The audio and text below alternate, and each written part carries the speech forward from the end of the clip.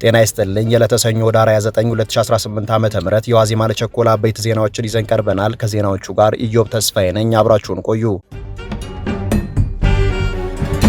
የግብጽ የውጭ ጉዳይ ሚኒስትር ባድር አብደላቲ ግብጽ ከህዳሴ ግድብ ውዝግብ ጋር በተያያዘ በኢትዮጵያ ላይ ወታደራዊ ኃይል ልትጠቀም እንደሆነ ከአልጀዚራ ለቀረበላቸው ጥያቄ ወታደራዊ ኃይል የመጠቀም አማራጭን ውድቅ ሳያደርጉ ቀሩ። አብደላቲ የተመድ ቻርተር ጉዳት የደረሰበት ሀገር ራሱን የመከላከል መብት እንዳለው ደንግጓል ሲሉ በደፈናው ምላሽ ሰጥተዋል። አብደላቲ አስቀድሞ የማሳወቅና ጉዳት ያለማድረስ መርሆዎችን ጨምሮ የዓለም አቀፍ ህግጋትን በመጻረር በተናጠል ውሳኔ ለተገነባ ግድብ ህዳሴ የሚል እድገትን ወይም ቅቡልነትን የሚያመለክት ስያሜ ግብጽ ልትቀበለው አትችልም ብለዋል። በ13 ዓመታት የግድቡ የሶስትዮሽ ድርድር ሂደት ኢትዮጵያ ፈቃደኝነት አሳይታ አታውቅም ያሉት አብደላቲ አሁን ደግሞ ለድርድር ዝግጁ እንደሆነች ሐሰተኛ አቋም እያራመደች ትገኛለች በማለት ከሰዋል። በግብጽ የውሃ ደህንነት ውስጥ ጣልቃ መግባት የህልውና ስጋት ነው በማለት አብደላቲ ያስጠነቀቁ ሲሆን ግብጽ የህዝቧን ዕጣ ፈንታ ለአንድ ሀገር የተናጠል ውሳኔ ወይም በቃል ደረጃ ለተገነባ ቃል ኪዳን እንደማትሸጠውም ገልጸዋል።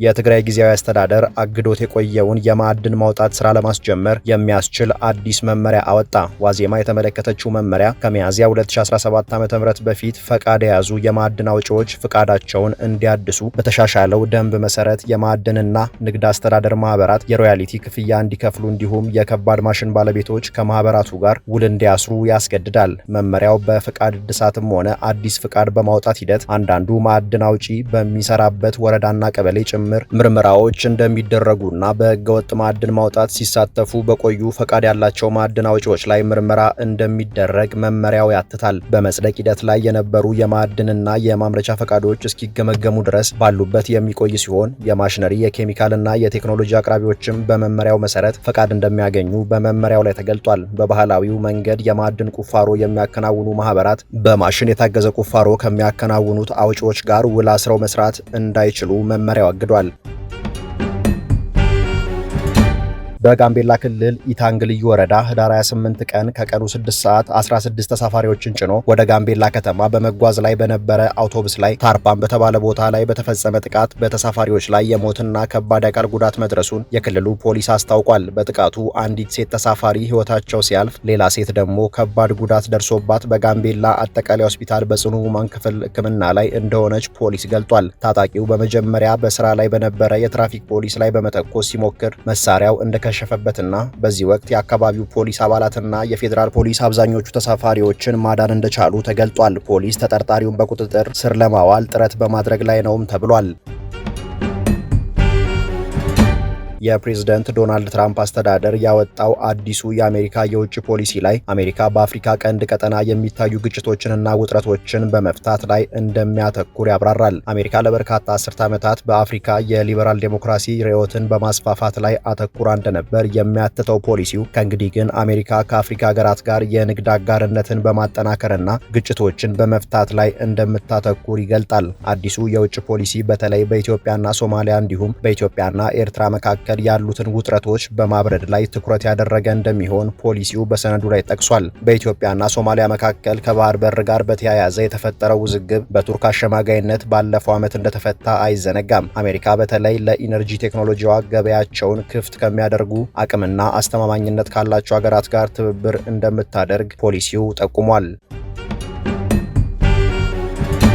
መቀመጫውን አዲስ አበባ ያደረገው የደቡባዊ አገራት የትብብር ድርጅት ዋና ጸሐፊ መንሱር ሙሳላም በፍቃዳቸው ስልጣን መልቀቂያ ያቀረቡ። ዋና ጸሐፊው መልቀቂያ ያቀረቡት አባል አገራት የድርጅቱን የአባልነት መዋጮ ባለመክፈላቸው የድርጅቱ ዘላቂነት ጥያቄ ውስጥ በመግባቱ እንደሆነ ገልጸዋል። ዋና ጸሐፊው ባቀረቡት የመልቀቂያ ጥያቄ ላይ አባል አገራት የሚጠበቅባቸውን የአባልነት የግዴታ መዋጮ በወቅቱ አለመክፈላቸው ድርጅቱን፣ ሰራተኞቹንና አጋሮቹን አጣብቂኝ ውስጥ ከቷል ብለዋል። ይህንኑ ተከትሎ ዋና ጸሐፊው ታህሳስ 7 ለሚሰበሰበው የድርጅቱ አባል ሀገራት የመሪዎች ጉባኤ የድርጅቱን በጀት ማሟላትና አዲስ አመራር መምረጥ ወይም ድርጅቱን ጨርሶ መዝጋት የሚሉ አማራጮችን አቅርበዋል። ሳውዲ አረቢያዊው መንሱር ድርጅቱን ላለፉት 5 ዓመታት የመሩ ናቸው። የአፍሪካ፣ የመካከለኛው ምስራቅ፣ የላቲን አሜሪካ፣ የእስያና የፓሲፊክ ታዳጊ ሀገራት ድርጅቱን ከ5 ዓመታት በፊት የመሰረቱት በልማት ፋይናንስ፣ እውቀት፣ ክህሎትና ምርምር ጉዳዮች ላይ የጋራ ትብብር ለማድረግ እንዲችሉ ነበር።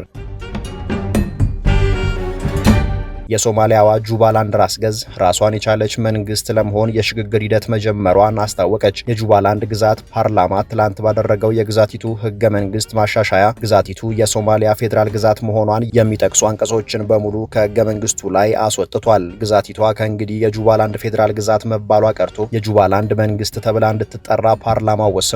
ጁባላንድ ከፌዴራሉ ህገ መንግስት ማሻሻያና ከምርጫ ጋር በተያያዘ ባለፈው ዓመት ከፌዴራል መንግስቱ ኃይሎች ጋር ደም አፋሳሽ ግጭት ውስጥ መግባቷ ይታወሳል። ፑንትላንድ ራስ ገዝም ከፌዴራሉ መንግስት ጋር በህገ መንግስት ማሻሻያና ምርጫ ዙሪያ ውዝግብ ውስጥ መግባቷን ተከትሎ ፌዴራል መንግስቱ ወደ ትክክለኛው መስመር እስኪመለስ ከፌዴሬሽኑ ወጥቻለሁ ስትል ባለፈው ዓመት በይፋ እንዳስታወቀች አይዘነጋም።